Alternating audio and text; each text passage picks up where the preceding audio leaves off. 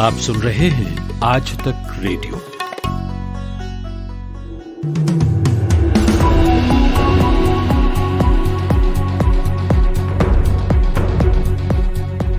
नमस्कार, 1 बजे के मुख्य समाचारों के साथ मैं हूं पूनम कौशल।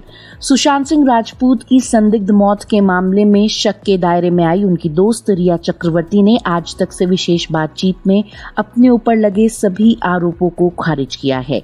इस मामले की जांच कर रही सीबीआई कभी भी रिया चक्रवर्ती को पूछताछ के लिए बुला सकती है। रिया ने कहा है कि वो सुशांत के पैसे पर नहीं जीती थी और वो और सुशांत एक कपल की तरह रहते थे। बिहार मूल के फिल्म अभिनेता सुशांत सिंह राजपूत का शव संदिग्ध हालत में 14 जून को मुंबई स्थित उनके फ्लैट में मिला था। मुंबई पुलिस ने शुरुआत में इसे आत्महत्या माना था। अब सीबीआई उनकी मौत की जांच कर रही है। जीएसटी काउंसिल आज वीडियो कॉन्फ्रेंस के जरिए अपनी 41वीं बैठक करेगी। इस बैठक का एजेंडा जीएसटी लागू होने की वजह से राज्यों को होने वाले राजस्व नुकसान पर चर्चा करना है। इस बैठक से पहले विपक्ष शासित राज्यों के मुख्यमंत्रियों ने साझा रणनीति बनाने के लिए बैठक भी की।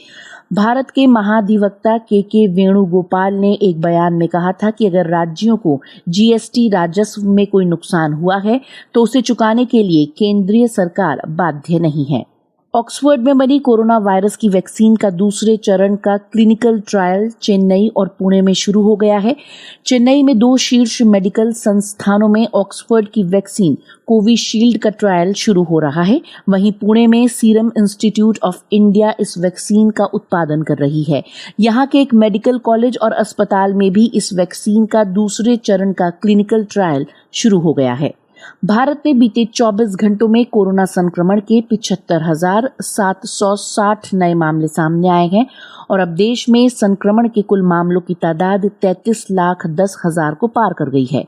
स्वास्थ्य मंत्रालय के मुताबिक अब तक भारत में 60,472 लोगों की संक्रमण की वजह से मौत हो चुकी है। अब तक 25,23,000 से ज्यादा लोग ठीक भी हो चुके हैं। कोरोना संक्रमण भारत के दूरस्थ इलाके में रहने वाली ग्रेटर अंडमानी जनजाति तक भी पहुंच गया है। इस जनजाति के सिर्फ 53 लोग ही जीवित हैं, जिनमें से 4 कोरोना संक्रमित पाए गए हैं। इनमें से 2 लोगों को अस्पताल में भर्ती किया गया है, जबकि 2 का ध्यान घर पर रखा जाता है। अंडमान और निकोबार द्वीप पर अब तक संक्रमण के 2,985 मामले सामने आ चुके हैं। यहाँ संक्रमण का पहला मामला जून में सामने आया था। कर्नाटक सरकार ने राज्य के सभी डिग्री कॉलेजेस को 1 सितंबर से ऑनलाइन क्लासेस शुरू करने का आदेश दिया है। सरकार ने कहा है कि राज्य में 1 अक्टूबर से ऑफलाइन कक्षाएं भी शुरू हो जाएंगी। राज्य के उप मुख्यमंत्री डॉक्टर CN अश्वत्थ नारायण ने पत्रकारों से कहा कि इस बारे में केंद्र सरकार से दिशा निर्देश मिलने का इंतजार है। उन्होंने कहा कि डिग्री कॉलेजेस खोलने का फैसला छात्रों के हितों को ध्यान में रखकर लिया गया है।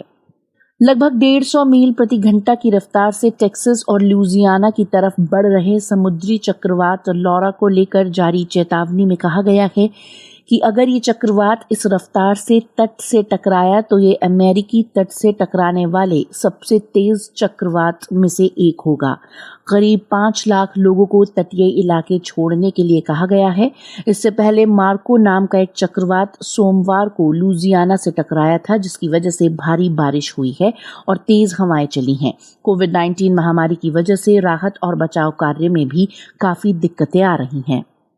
न्यूजीलैंड की एक अदालत ने पिछले साल मार्च में क्राइस्ट चर्च की 2 मस्जिदों में गोलीबारी करने के दोषी ब्रेंटन टैरेंट को बिना पैरोल के आजीवन कारावास की सजा सुनाई है। न्यूजीलैंड के इतिहास में पहली बार किसी दोषी को इतनी बड़ी सजा दी गई है। बिना पैरोल की सजा का मतलब है कि दोषी को जेल से बाहर आने का मौका नहीं मिलेगा। 29 साल के ऑस्ट्रेलियाई ब्रेंटन टैरेंट ने अदालत में 51 लोगों की हत्या और 40 की हत्या की कोशिश और आतंकवाद के एक आरोप को स्वीकार कर लिया था।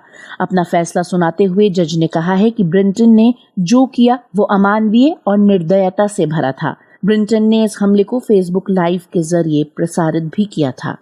ईरान संयुक्त राष्ट्र की परमाणु हथियारों की निगरानी करने वाली संस्था अंतर्राष्ट्रीय परमाणु ऊर्जा एजेंसी या IAEA के निरीक्षकों को अपने 2 संदिग्ध परमाणु ठिकानों पर जाने की अनुमति देने के लिए तैयार हो गया है।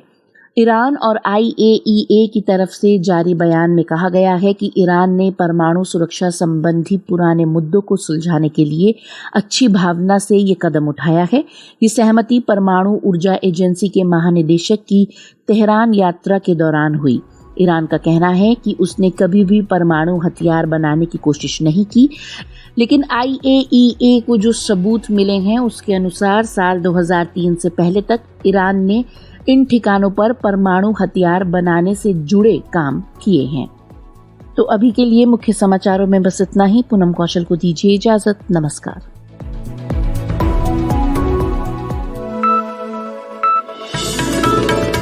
खबरों की हलचल और देश विदेश का मिजाज आप सुन रहे हैं आज तक रेडियो।